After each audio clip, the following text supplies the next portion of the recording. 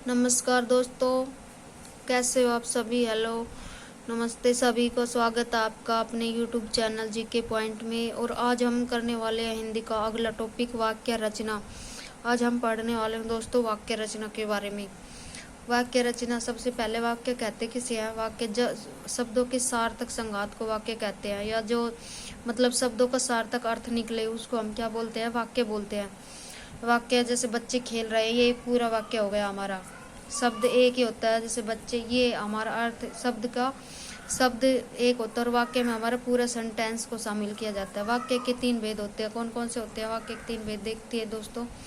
आइए मेरे दोस्त, वाक्य के 3 भेद होते हैं। नंबर 1 है अर्थ के अनुसार, नंबर 2 रचना के आधार पर, प्रयोग के आधार पर। नंबर 1 है अर्थ के आधार अनुसार, नंबर 2 रचना के आधार पर, नंबर 3 प्रयोग के आधार पर। दोस्तों आगे देखते हैं अर्थ के अनुसार कितने भेद है? 8 भेद है वाक्य के। कितने भेद है? 8 भेद है वाक्य के अर्थ के आधार पर। कौन कौन से है? नंबर 1 है विधिवाचक वाक्य, विधिवाचक वाक्य। नंबर 2 निषेधात्मक वाक्य, प्रश्नवाचक वाक्य, विस्मयादिवाचक वाक्य, बोधक संभाव्य वाक्य, आज्ञा सूचक। फिर नंबर 7 है इच्छा सूचक वाक्य, संकेतवाची वाक्य। नंबर 1 दोस्तों, आगे इनके बारे में हम डिटेल से पढ़ते हैं। नंबर 1 है विधिवाचक वाक्य किन्हें कहते हैं? विधिवाचक वाक्य किन्हें कहते हैं?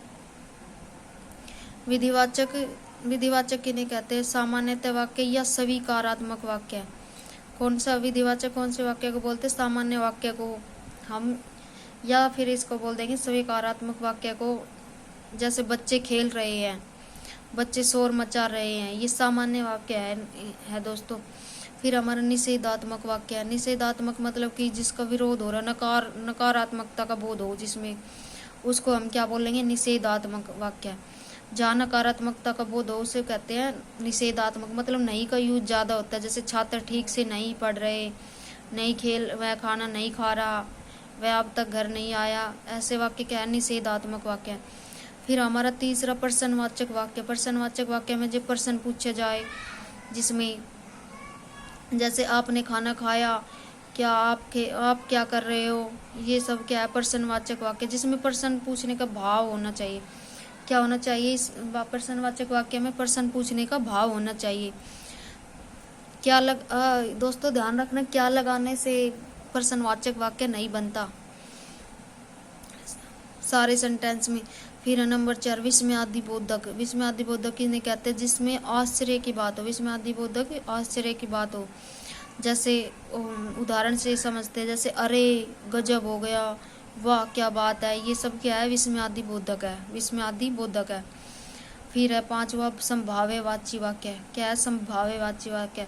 जिसमें संभावना हो कार्य के होने की, वह क्या कहलाता है? संभाव्यवाची वाक्य कहलाता। जैसे वह आएगा, वह कल जाएगा, ऐसे वाक्य क्या कहलाते हैं? संभाव्यवाची वाक्य। फिर हमारा आज्ञा सूचक वाक्य। क्या है? आज्ञा सूचक वाक्य। आज्ञा का मतलब जहाँ किसी कथन में आदेशात्मकता हो, या फिर जिसमें आदेश दिया जा रहा हो, ऐसे बोल देंगे हम आसान भाषा में। क्या? जिसमें आदेश दिया जाता है उस सेंटेंस को हम क्या बोलते हैं? आज्ञा सूचक वाक्य बोलते हैं। जैसे भाग जाओ, मत लड़ो, मत खाओ, मत पियो, ऐसे वाक्य क्या है? आज्ञा सूचक वाक्य। फिर हमारा इच्छा सूचक वाक्य 7वें नंबर पर। कौन सा? इच्छा सूचक वाक्य। इच्छा सूचक में क्या आता है? जहाँ किसी कथन में अपनी इच्छा बताई जा रही, इच्छा प्रकट की जा रही हो। जैसे भगवान करे आपको नौकरी लग जाए, भगवान करे आपको एक साथ अच्छा हो, ऐसे वाक्य क्या है? पर इच्छा सूचक वाक्य। फिर हमारा है 8 नंबर पर संकेतवाची वाक्य, जहाँ वाक्य में निर्भरता हो।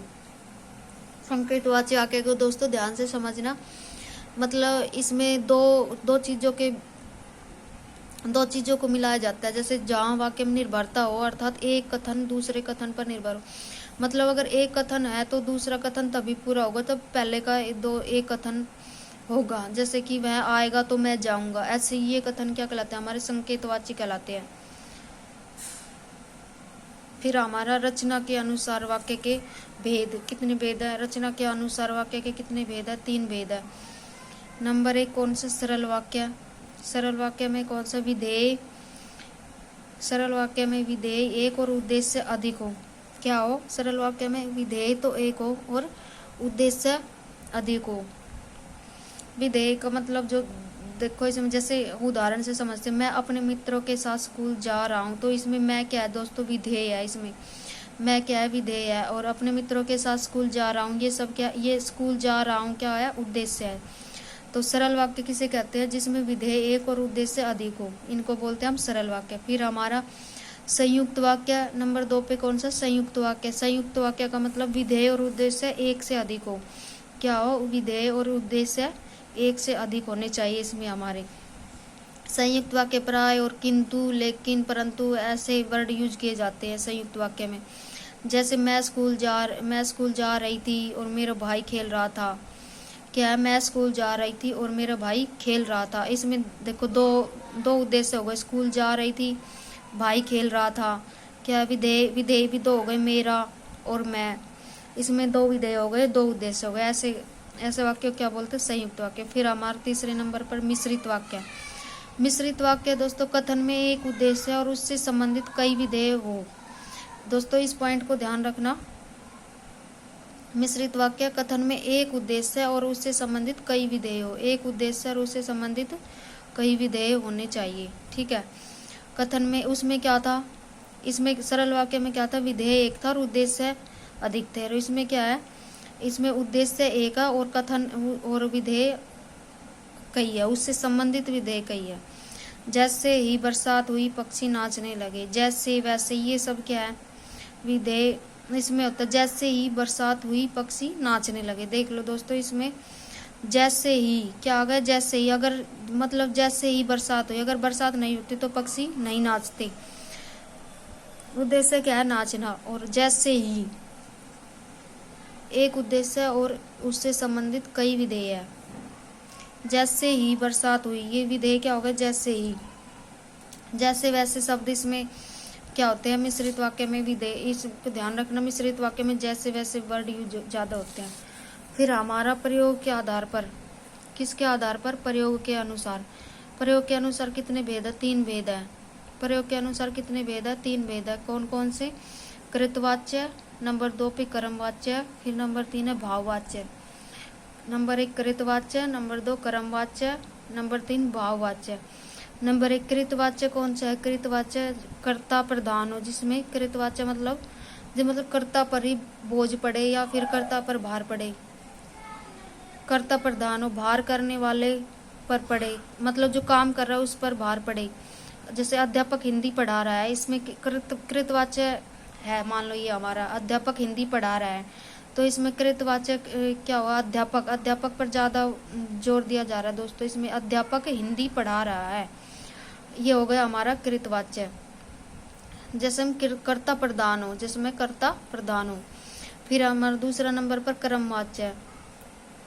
कर्मवाच्य में जहाँ कथन का भार कर्म पर पड़े। क्या है कर्मवाच्य में, जहाँ पर कथन का भार कर्म पर पड़े, जिसका कार्य को जो कार्य हो रहा है उस पर भार अधिक पड़े। जैसे कि मतलब उस कर्ता के बारे में कोई इतना ज़्यादा मतलब जोर नहीं दिया जाता। जैसे कि कर्म, इसमें कर्म की मुख्य भूमिका, ऐसे बोलेंगे, कर्म की मुख्य भूमिका होती है।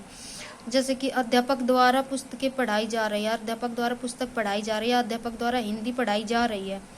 तो इसमें क्या है, अध्यापक द्वारा हिंदी पढ़ाई जा रही है। क्या हुआ, अध्यापक द्वारा हिंदी पढ़ाई जा रही है। अध्यापक पर इतना जोर नहीं दिया गया इस वाक्य में। फिर हमारा कर्मवाच्य में प्राय क्या होता है, प्रत्यक्ष या परोक्ष रूप से द्वारा शब्द का प्रयोग होता है। क्या होता है, कर्मवाच्य में प्राय प्रत्यक्ष या परोक्ष रूप से द्वारा शब्द का प्रयोग होता है। फिर हमारा तीसरा है भाववाच्य। कौन सा है, भाववाच्य। भाववाच्य में जहाँ कथन का भार क्रिया पर पड़े। क्या होता है, भाववाच्य में जहाँ पर कथन का भार क्रिया पर पड़े। किस पर पड़े, क्रिया पर पड़े। उसमें क्या होता है, कर्म पर पड़े, कर्ता पर पड़े, कर्ता वाच्य में। फिर कर्म का, इसमें भाववाच्य में कर्म का भार किस पे पड़े, क्रिया पर पड़े। क्रिया को कथन में मुख्य भूमिका निभाए, ऐसे भी बोल देंगे, क्रिया की कथन में मुख्य भूमिका निभाए, भाववाच्य बोलते हैं। जो क्रिया की कथन में मुख्य भूमिका निभाए, जैसे प्राय नकारात्मकता होता है, मेरी माता से खाया नहीं जाता। भाववाच्य में ध्यान रखना दोस्तों, क्या होता है, ज्यादातर नकारात्मकता होती है भाववाच्य में।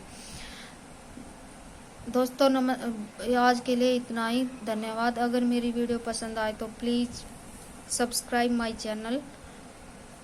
थैंक यू दोस्तों, धन्यवाद।